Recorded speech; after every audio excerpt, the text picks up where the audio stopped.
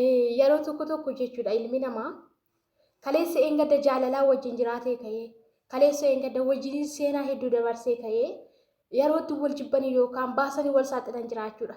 Kun immoo sababii maalirraan kan ka'e gaa'ela keessatti wal amantummaan jiraachuu qabaachuudha. Dirqama gaa'ela keessatti wal amantummaan jiru taanaan ilma namaa irratti miidhaa guddaa qaba yookaan gaa'ela sun irratti gufuu guddaa ta'a jechuudha. Fakkeenyaaf dhirsaaf niitii gidduutti yookaan haadha manaaf abbaa gidduutti abbaa manaa gidduutti namoonni wal fuudhan tokko nama sadaffaa gidduu gashuu hin qaban turan. Gaa'ela keessatti inni tokkoffaa yookaan inni dursu haati manaa fi abbaa manaan tokko wajjin jiraachuudhaaf yookaan jireenya isaanii gara fuulduraa fooyyeffachuudhaaf wanti isaan barbaachisu inni guddaan maalidha? Wal kabajuudha. Haati manaa fi abbaa manaa yoo wal kabajanii wanti rakkoo miti wanti barbaadillee yoo jiraate hiikkachuu hin dadhabu jechuudha. Kuni waan hunduma keessatti abbaa manaanii utubaa manaa akka ta'e karaa macaafa qulqulluus karaa abbootii gadaas karaa kamiiniyyuu hin dubbatamaanii abbaa manaanii utubaa manaati. Haa ta'u malee abbaa manaan utubaa manaa yoo ta'eyyuu akkuma utubaa manaa ta'ee jiru sunitti of kabajuu fi of kabachiisuu qaba. Abbaa manaan tokko ofiin kabaju yoo ta'e ormi duubaa dhufee isa kabajuu hin danda'u. Akkasuma haati manaan tokkos ofiin kabaju yoo taate ormi duubaa dhufee ishii kabajuu hin danda'u.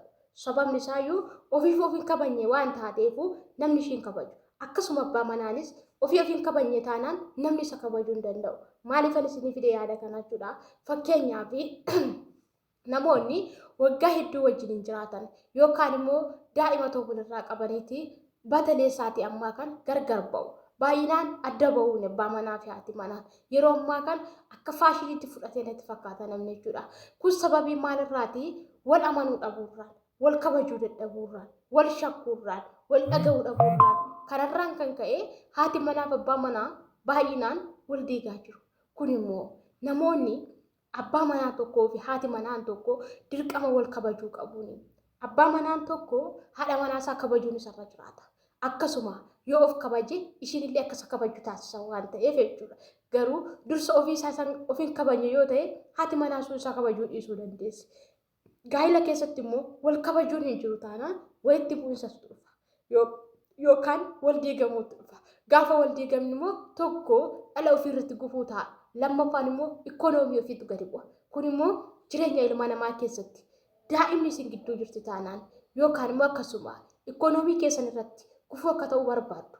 Kuni hin barbaachisu. Gaa'ela keessatti wanti akkasiis ta'uu hin qabu. Haati manaa fi abbaa manaan osoo wal loliin hin hafan sirriidha. Garuu gaafa haati manaa fi abbaa manaan tokko wal lolan nama biraa gidduu gashuu dhiisanii ofuma isaanii furmaatatti gochuu danda'u.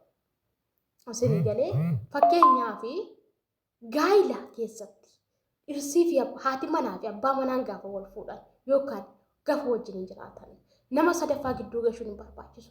Keessattuu dubartiin heerumne tokkoo fi dhiira hin fuune tokko gaa'ela ofii gidduu gashuun hin barbaachisu. Sababni isaayyuu namichi isin fuune waan ta'eef namni gaa'ela fuudhee yookaan haadha manaa fuudhee hin beekne hiika gaa'elaa hin beeku yookiin rakkina gaa'ela keessatti dhufu. Gaa'ela keessa chaalenjii akkamiitu jira? Gaa'ela kana keessa immoo akkamitti mo'adheen darba jedhee hin yaadu. Kanaaf maal isin jechuun barbaada? Haati manaa fi abbaa manaa gidduutti nama sadaffaa gashuu sirriitti. Nama sadaffaa yoo gashitanis nama gaa'ela godhanni gidduun gashina. Gorsa nama suni hin dhagahin. Gorsi nama gaa'ela godhanne yookaan nama sadaffaa suni bakka gaa'ela keetti deebi'ee ijaaramti. Gaa'ela kee diiga. Akkasuma dubartiin illee dubartii gaa'ela godhanne naggeeffate. Sababni isaayyuu ishiin gaa'ela hin godhanne waan ta'eef gaa'ela keessa maaltu akka jiru tasumaa hin beektu. Kun immoo siif kufaatii keeti. Ilmi namaa gaa'elli dhala namaa tokkichu toles badeessi tokkichuma gaa'elli. Garuu waan hunduma dursaa ka ganamaatu caala. Gaa'ela keessa ganamaatu irra baay'eedha. Ayyaratu isaa fokkisus. Hin danda'ama taanaan namicha ganama faana gaa'ela dhaabbattee baaftee qilleensa irra oolchii. Yoo danda'ame mana keessatti gorsi. Yoo danda'ame karaa namaa itti adeemi. Qabi yaadaan nama kan mootu yeroo kamiyyuu taanaanii dubartiin jecha abbaa manaan jedhee bira hin dabartu. Kun immoo abbaa manaan tokkoo fi haati manaan tokko dirqama wajjin jiraachuuf yookaan jireenya isaanii isa gara fuulduraa fooyyeffachuuf wantoota kana arfan gochuu dirqama irra jiraata. Tokko abbaa manaa ishee kabajuu qabdi. Akkasuma innis haadha manaa isaa kabajuu qaba. Lammaffaan amanamummaa qabaachuu qabdi. Innis amanamummaa qabaachuu qaba. Inni sadaffaan maatii isaas ta'e maatii isheef bakka laachuu qabdi. Innis akkasuma. Inni arfaffaan ofii ishee of kabajuu qabdi. Yookiin ofii isaa of kabajuu qaba. Gaafa akkas ta'e gaa'illi ilma namaa tokko seeraan dhaabbachuu danda'a. Namoonni baay'een har'a wajjin jiraatanii abbaa manaa fi haati manaa jechuun foon tokko wajjin hamaas gaarii dabarsanii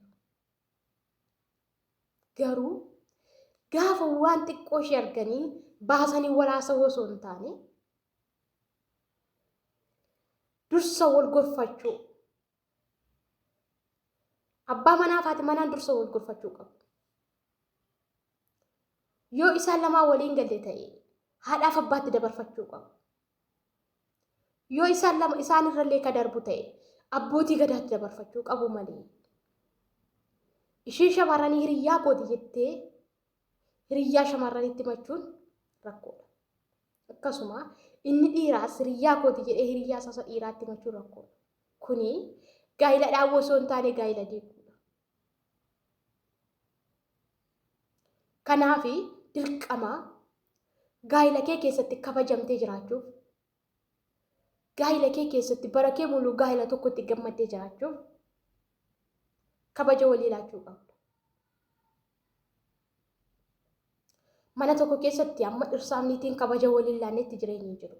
Sababni isaayyuu ishii dubartiin inni subatti fakkaata.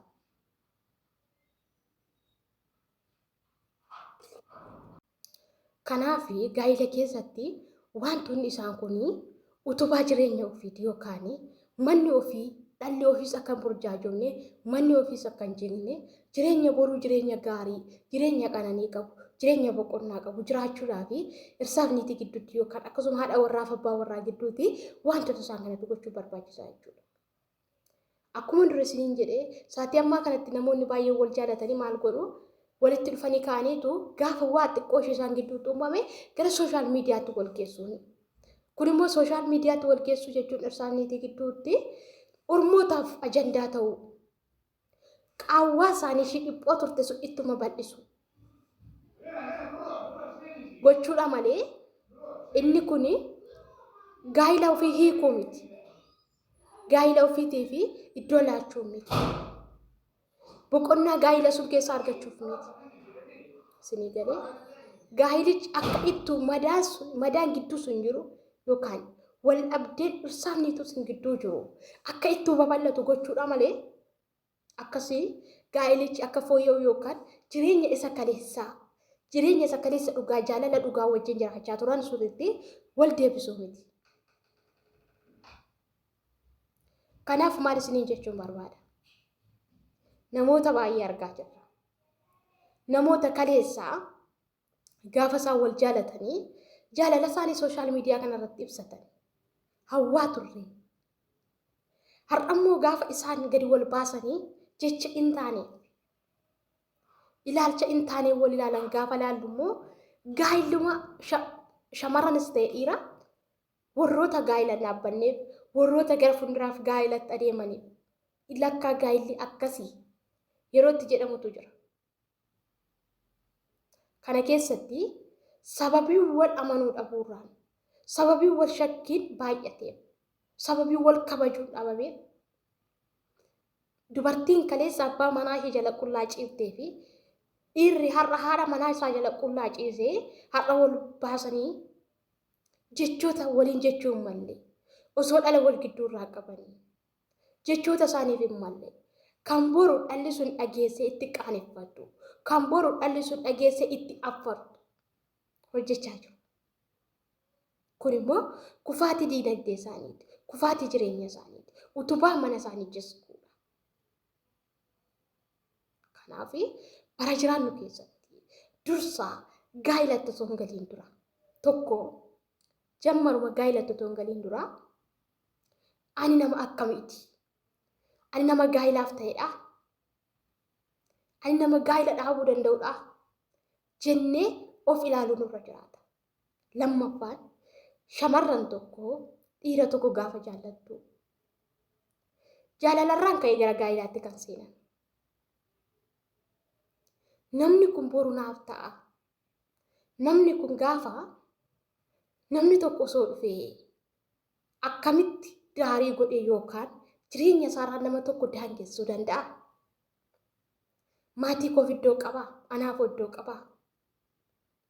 Nama tokko qabeenya isaa laallee yookaan foon isaa laallee dhiira tokkotti siquun hin barbaachisu. Because namni hammuma bifti isaa bareedu qalbii namaa hatamuu danda'a. Hamma qabeenya qabu qabeenyi kunii fi keessattuu bifti kunii ilma namaa kan wal nyaachisu isheedha. Kanaafuu namni kun hamma daangaa ofitti godha. Namni kun hamma nama of kabachiisa. Iddoo ofiif qaba. Chaalenjii dhufe keessa akkamitti dabarsuu danda'a jennee gaafa gaa'ila dhaabbannu nama tokko ilaaluu qabna.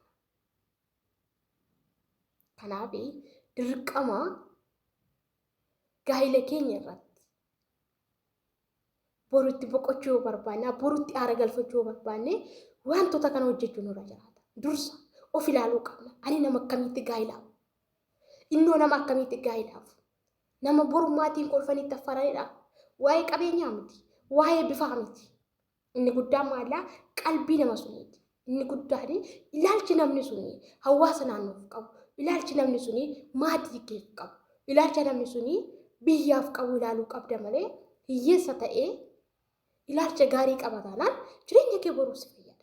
Garuu sooressa ta'ee afaan bada taanaan shamarran biraa faana baalagata taanaan jireenya isaatti daangaan godhu taanaan ofiin kabachiisu taanaan bifa qabaates qabeenya qabaatee qalbiin qabu taanaan waan tokkollee si fayyadu yookaan waan tokko na fayyadu. Kanaaf dursinee maal beekuu qabna? Eenyummaa nama sunii, baagiraawundi nama sunii, ilaalcha nama sunii. Wantoota kana yoo beekne dhuguma namni kun nama gaa'ilaaf nu ta'u jennee madaaluu dandeenya. Akkasuma shamarran tokkos. Shamarranii nama dhufu hunduma faana kofaltoo osoo hin taane nama nyaara ishii beektu, nama nyaara haadhaaf abbaa ishii beektu, nama jireenya ishii boru gaggeessuu dandeessu, gaafa daa'ima godhatte nama qabaa daa'imaa toluu qabdu. Baay'eetu amma umuriin osoo hin ga'iin gara gaa'ilaatti gala. Garuu gaafa gaa'ila keessatti galan immoo maal godhu? Wal dhabdee baay'ata. Sababii maalirraan kan ka'e dubartiin dhiirri hamma barbaade yoo yaadate iyyuu dhiirri hamma barbaade baalagee ta'e iyyuu kan mana ofii qabatu yookaan kan mana ofii jabeeffatu dubartiidha. Sababni isaa iyyuu dubartiin sun cimtuu yoo taate dhiira abbaa barbaade hamma fedhe quufaallee maal ta'e hamma fedhe daangaallee maal nabiin gab gochuu dandeessi. Kun immoo nama akkamii ta'uu qabdi? Dubartii cimtuu, dubartii ogeetti, dubartii beektuu, nama nyaara haadhaaf abbaa beektu, nama safuun guddatte ta'uu qabdi. Kanaafiyyuu viidiyoon koo har'aa kana fakkaata. Hamma viidiyoo biraatiin walitti deebinutti turtii gaarii qabaadhaa. Baay'een isin jaalladhaa. Akkasuma immoo laayik gochuu hin dagatinaa, sabiskiraayib gochuu hin dagatinaa. Turtii gaarii.